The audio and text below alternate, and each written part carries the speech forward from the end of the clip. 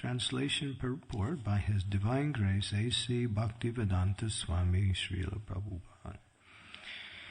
Narada Muni continued, after Prahlad Maharaj, the king of the demons, heard these instructions from the saint, he understood the occupational duties of a perfect person, a Paramahansa. Thus, he duly worshipped the saint, took his permission, and then left for his home. Purport. It's quite short. As quoted in the Chaitanya Charitamrita Madhya Lila 8.128, Sri Chaitanya Mahaprabhu says, Kibra vipra kibanasa suda kani nai, ye Krishna tattva veti se guru hoy. A guru, or spiritual master, can be anyone who is well conversant with the science of Krishna. Therefore, although Prahlad Maharaj was a grihastha ruling over the demons, he was a Paramahansa, the best of the human beings, and thus he is our guru. In the list of gurus or authorities, Prahlad Maharaj's name is therefore mentioned. Swayambhur, Narada, Sambhu, Kapila, Kumara Kapila Mano, Prahlado, Janako Bhishma, Bali Vyasakir Vayam. The conclusion is that a Paramahansa is an exalted devotee of Bhagavad Priya. Such a Paramahansa may be in any stage of life, brahmachari, grihastha, vanaprastha, or sannyas, and be equally liberated and exalted. Thus ends the Bhaktivedanta purports of the 7th canto, 13th chapter of Srimad Bhagavatam, entitled The Behavior of a Perfect Person. Translation again. Narada Muni continued, after Prahlad Maharaj, the king of the demons, heard these instructions from the saint, he understood the occupational duties of a perfect person, Paramahansa. Thus, he duly worshipped the saint, took his permission, and then left for his home.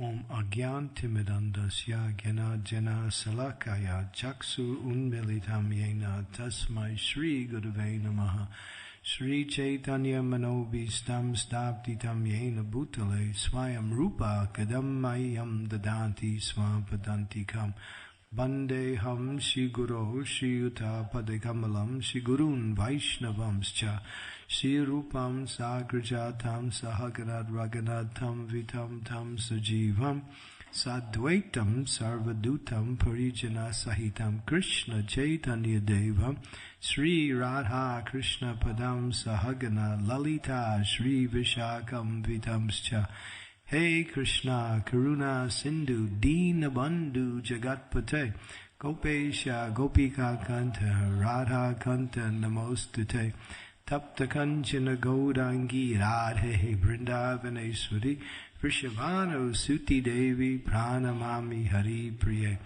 Vanchal Kalpa Taruvischa Kripa Sindhu Bhebacha Patitanam Pavanebhyo Vaishnavebhyo Namaho Namaha Shri Krishna Chaitanya Prabhu Nityananda Sri Advaita Gadadhar Sivasari Gaur Bhaktivinoda Hare Krishna Krishna Krishna Hare Hare Rama Rama Rama Hare Hare.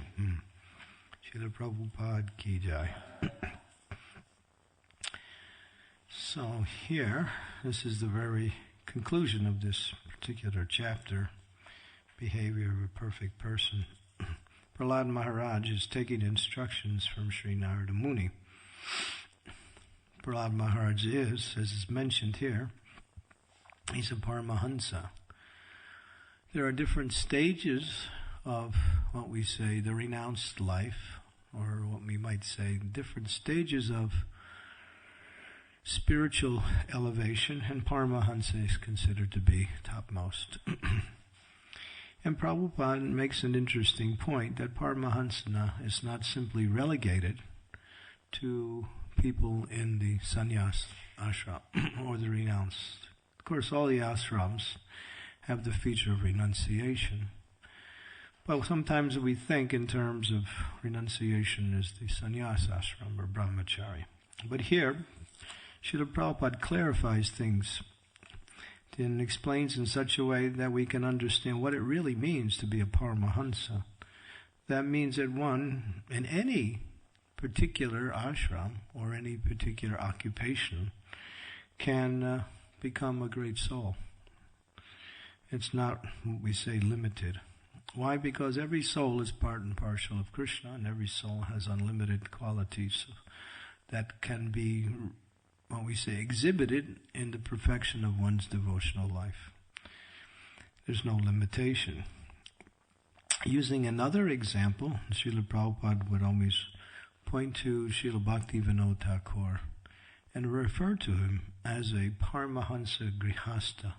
You could hear Srila Prabhupada speak on Bhaktivinoda Thakur's quality, that although living in a ashram with family and children and occupation, when very much surrounded by a lot of, what we say, material responsibilities, he was still considered a Paramahansa.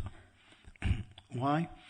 Because he was fully absorbed in the highest state of spiritual consciousness with complete love and the service of the Lord, 24 hours a day.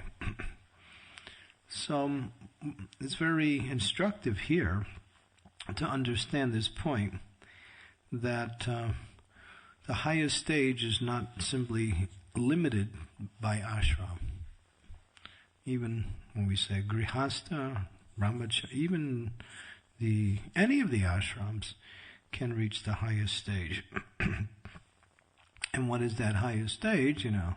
One is completely absorbed in pure love of God, 24 hours a day. You cannot do anything else but serve Krishna with love. Now, Prahlad Maharaj, he's 5 years old. When we think of a 5-year-old child, we don't consider this personality or this particular stage of life one can reach such perfection. But he was a Mahabhagavat from the time he appeared. He was a great soul in the room of his mother, and after hearing the instructions from Sri Narada Muni, he became perfect. And then when he appeared, he was already on the highest stage, even as a little tiny baby. And now it's being exhibited at the age of 5, fully absorbed in devotional service. But Prabhupada turns the point a little bit towards the means for achieving such thing, and that is the spiritual master. And not only can anyone be a great soul, but any soul can be a guru also. This is also interesting. And Prabhupada quotes Lord Chaitanya's verse, Kipa Vibra, Kipa Nasa, Suru Keni Hoy, Se Krishna Tattva Vete, Sehi Guru Hoy. Lord Chaitanya spoke this, I believe, to the Kurma Brahmana, and he was basically saying that the Kurma Brahmana, he wanted to go with Lord Chaitanya. When Lord Chaitanya came to his house in Kurmakshetra, he stayed for 3 or 4 days. And the Kurma Brahmana, he was a great devotee, Brahmana, householder, family, responsibilities, wife. When Lord Chaitanya left, he wanted to leave. He wanted to give up his whole household and simply follow Lord Chaitanya. Lord Chaitanya told him, go back. And he quoted this verse. Now you can simply be a guru just by staying in your ashram. It doesn't matter where you are. Simply you can become perfect. And what do? Preach. Or give the message of Sanatan Dharma, devotional service, the goal of life, to anyone and everyone you meet. So the qualification of a spiritual master is one who is empowered by another spiritual master. That's the real qualification. One who comes in the line of disciplic succession becomes empowered to act on behalf of that great soul and also becomes a great soul. So it's not limited to any particular, what we say, situation, either materially or spiritually. One simply has to, what we say, be chaste to the teachings of the previous acharyas and the present spiritual master. And Prabhupada would also indicate that when he would be glorified for his success in spreading Krishna consciousness, he would simply say, I followed the instructions of my spiritual master. I didn't change anything. Of course, that was his basic qualification. But based on that qualification, so many other qualifications for spreading Krishna consciousness manifested. In other words, the realization how to spread Krishna consciousness comes by way of being chaste to the spiritual master. This is important. Not that, I'm so intelligent and I'm so nicely situated. Let me think of new ways to do things. No, one simply has to repeat what the previous spiritual master says and learn how to repeat it in such a way that it is understood and applied according to time, place, and circumstance. Then anybody can be a spiritual master. And it's interesting because not only is anybody can become a spiritual master, but Srila Prabhupada said everyone in our movement of ISKCON should be a spiritual master. He wanted everyone, not in the formal sense of the terminology of spiritual master, but being in the role of giving Krishna consciousness to others. That's the same thing. Lord Chaitanya said, he also said, if you do that, he said to the Kurma Brahmin, you will never leave my association. You will always have my association. And that's the most important understanding, is that we can associate with the great souls by being a representative of the great souls. We don't lose that association. And the more we represent them in explaining what they have given us, and as much realization as we can understand, the more we actually associate with them or live with them. Those who live to follow the instruction, those who live to carry out the mission of the spiritual master live always with the spiritual master. They're never separated from the spiritual master at any moment. And Prabhupada said that when he was asked about his relationship with his spiritual master. He said, for never a moment was I ever separated from my spiritual master. Why? Because in following that instructions with one's life and soul, that association is there. One can experience the presence of the spiritual master at every moment. And one is getting direct, not indirect, direct connection with the spiritual master, and the spiritual master is giving all the intelligence, the guidance, and whatever is needed to carry out his devotional life.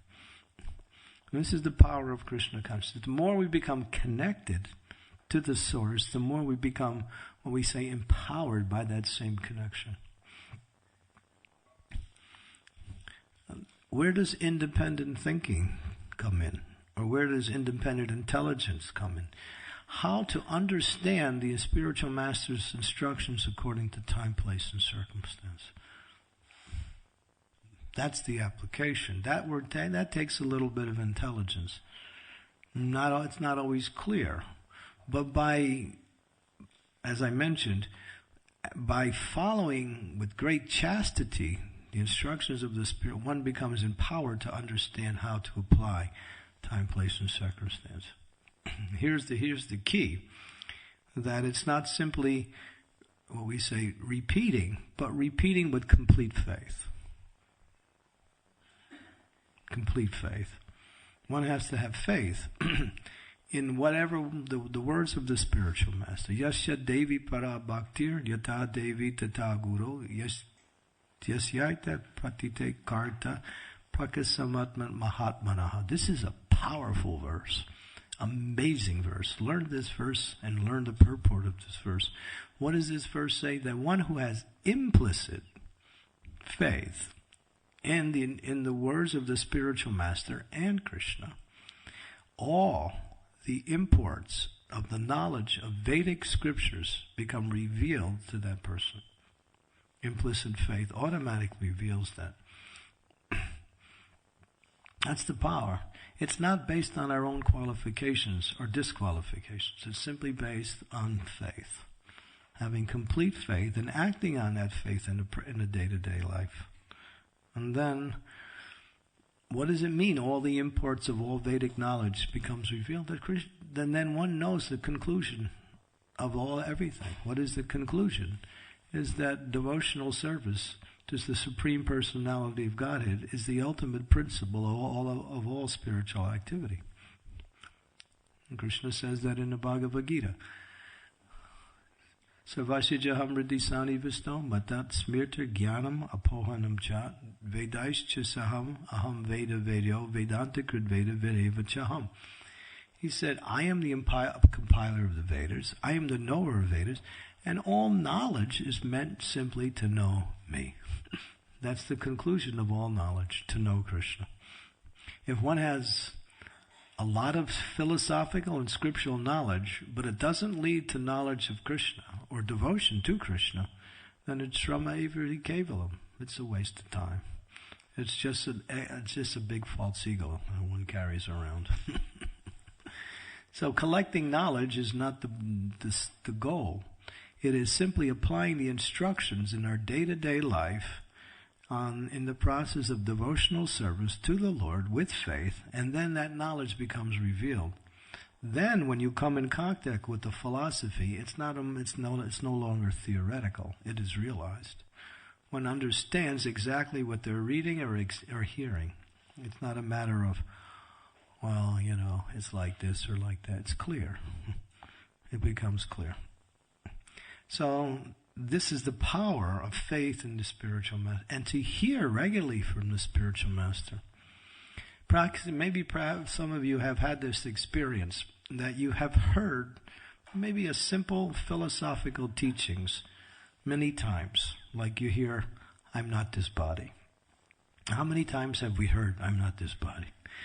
Practically every day, many times a day, morning, noon, and night.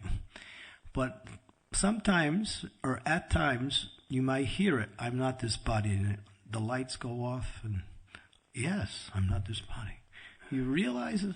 The words actually bring about realization, whereas, although we've heard it many times, it doesn't always bring that realization. So when that realization comes, then you actually know you're actually hearing completely. You're hearing in the proper way. Or you actually realize what you heard. Because there's a difference between Gyan, knowledge, and Vigyan. Or what is Vigyan means realize knowledge. We don't simply want knowledge. We want to realize what we hear and what we're exposed to. And that is Krishna consciousness, because theory can't save you. We have to come to the point of realization. So hearing with faith and attention from the bona fide source regularly. And this is the key. We constantly hearing with faith and trying to understand that knowledge in a practical sense, how to apply it in a day-to-day life in Krishna consciousness. Not that I know so much, but I don't apply it. I know I'm not this body, but I'm always acting on the bodily platform. No.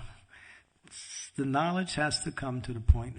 And therefore, through constant hearing for a long time, Srinvata Swakata Krishna Purnya Shravana Kirtanaha Ridanto Yavadari Vidunoti Suhit Sutam. If the devotee is honest and is hearing regularly with attention and trying to understand, Krishna reveals the knowledge within the heart. Krishna does it. He sees the sincerity and the determination of the devotee to hear regularly. He reveals that knowledge. And then that knowledge becomes devotional service. In other words, it becomes part of you. You're no longer just living the theory, but you're actually living the reality. And that's what we want. We want to become transformed into spiritual consciousness and not simply theoretical spiritual consciousness. So theoretical is the beginning stages, but through the process of hearing, and serving under the guidance of the spiritual master, one becomes realized. And then one can speak on behalf of the spiritual master and be empowered by the spiritual master to inspire others to take the Krishna consciousness. And it's not a requirement. There's no requirements. One simply has to have faith in the words of the spiritual master and determination in carrying out those instructions. So here, Prahlad Maharaj, he's hearing from Sri Narada Muni. He offers his respects to the great soul. He thanks him for his, and then he worships the saint. Here also it's important that just like in material society, people give knowledge to others in academia or in other forms of what we say teacher-student relationship. And then there's some money given, but they don't really appreciate so much. It's more like a business or an exchange. Or maybe if there is some appreciation, one is thinking, I want to be like that person, or I want to be better than that person. But in spiritual life, one always remains subordinate to the superiors and always worships the superior. And because of, not only from hearing, but actually practical worship, just like we say, Yasya Prashada Bhagavat Prashada, Yasya Prashada Nagati Kutopi. That one should offer the respectful obeisances to the spiritual master 3 times a day. Morning, noon, and evening. And this is a feature of devotion to the spiritual master. So practical worship of the spiritual master also reveals the mercy of the spiritual master, and one gets realizations of the knowledge given by the spiritual master. So it's not only hearing, but it's worshiping the spiritual master. Now, one may become empowered by the spiritual master, but one should never think that one is better than the spiritual master. One may supersede the spiritual master, but one should never think like that. It's possible. Jai Shri Radha Gokula Nanda Ki Jai. Sitaram Lakshman Hanuman Gornitai Ki Jai.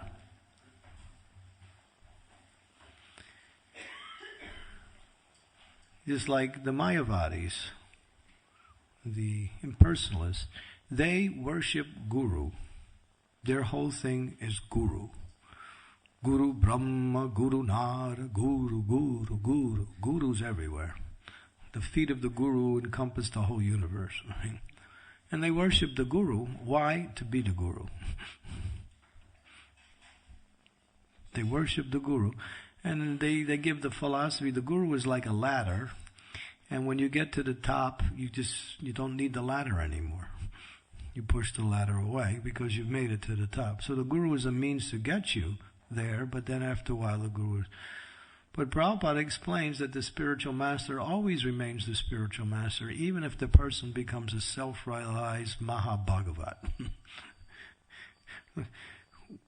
I mean, Narada Muni is a great soul, obviously, but Prahlad Maharaj is hearing from him. What's the quality of Prahlad Maharaj? He's a Mahabhagavat. He's a Mahabhagavat himself. He might even think, or he could think, or others could think, that Prahlad Maharaj is even greater than Narada Muni. But no, Prahlad Maharaj would never think like that.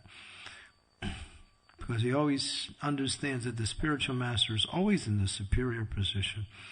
And always that one, by worshipping the spiritual master and hearing from the spiritual master, both have to be there, then one can attain to the perfectional stage. Because sometimes we see, and it's happened a lot even in our society, one starts to think they're better than the spiritual master. And then from then on, then they fall down.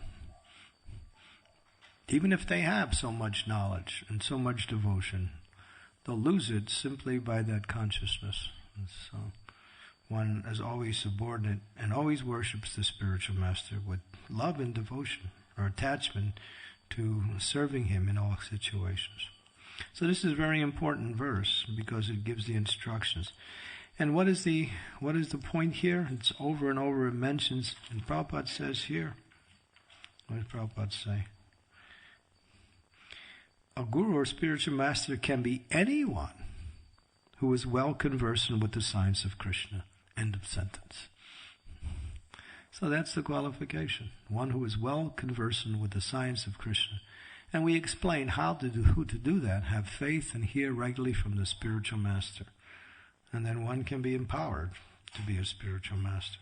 Why would one want to be a spiritual master? Because that's the instructions of Prabhupada. He said, I want all my disciples to be spiritual masters. Not in the formal sense, but in those to be instruments for giving this knowledge, Lord Chaitanya's teachings, to the world. And there are in the category of spiritual masters, there are different kinds of spiritual masters. There's, Vartma Guru, the person who introduces you to Krishna consciousness, just like Dhruva Maharaj's mother, Suniti. She was just a lady, a queen in the palace. She wasn't very well versed in knowledge, but she pointed the direction for her son to become a great soul. She showed him the path, and therefore, at the end of life, she went back home too, because of the power of his devotional service. She was his guru in that sense, both his mother and his spiritual master. So we might think in our own devotional service, who was that person I first met that brought me to Krishna consciousness? That's your guru. That person is worshipable by you, because that person actually was sent by Krishna or by the previous acharyas to bring you to Krishna consciousness. And they may simply be, a person who washes pots. Or anybody. It could be any service they're doing. It's not qualified. They're not qualified maybe in so many ways, but if they bring you to spirit Krishna consciousness, they introduce you to the process, that's a spiritual master. And then there's Shiksha Guru and there's Diksha Guru. And Diksha and Shiksha are two aspects of the Supreme Personality of Godhead who are there to give guidance and instructions to the spiritual master. You have one Diksha Guru, you can have many Shiksha Gurus. But Diksha Guru, the teachings of the Diksha Guru are the foundation of one's practice in devotional service, and the teachings of the Shiksha Guru must align themselves with the teachings of the Diksha Guru, otherwise there is conflict and what we say problems, difficulties. So, in having Shiksha Guru, those teachings should be in line with one's Diksha Guru. And Diksha is also Shiksha because he's giving instructions also.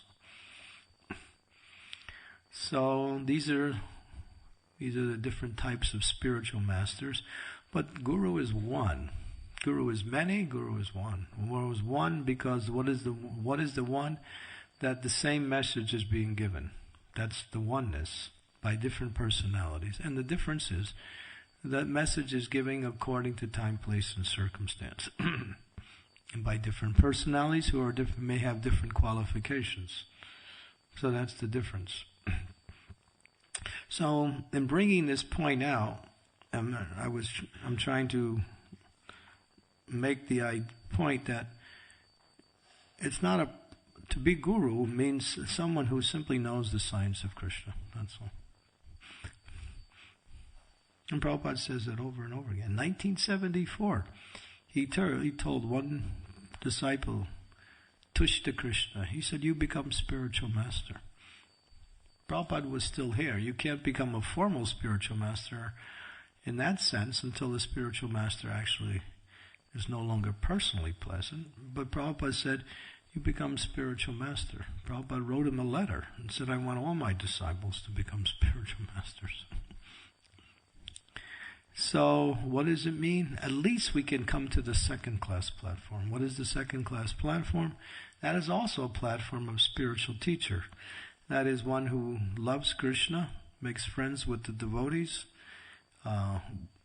preaches to the innocent, the non-devotees, and avoids the atheists, the envious, like that. And by following that path, that's the second class platform, one can also be considered to give relevant instructions to others and be within the category of spiritual teacher, like that. So this is a little bit about the principle of spiritual master. This is a very complex subject. But the point here is that, as Prabhupada ends the purport, again, he makes the point, Paramahansa, which is the highest stage, can be a brahmachari, grihasta, vanapras, or sannyas, and be equally liberated and exalted. He doesn't say, he uses the word equally just to make the point. So, what does that tell us? We have a great responsibility. Because the whole world is in need of these teachings. As Prabhupada said, this Krishna consciousness movement will save the world in its darkest hour. It's getting pretty dark out there. He said that, in the darkest hour. And it's getting darker and darker because people are just so absorbed in sense gratification in a very, destructive way. And that at any time, there could be major calamities all over the world. So this knowledge is what's most needed in the world. We talk about doing good to others. There's so many ways you can do good to someone. But the greatest way to do good to someone is give people transcendental knowledge. That's the greatest of all gift. Because that knowledge can save them from the cycle of birth and death. Okay. So any questions?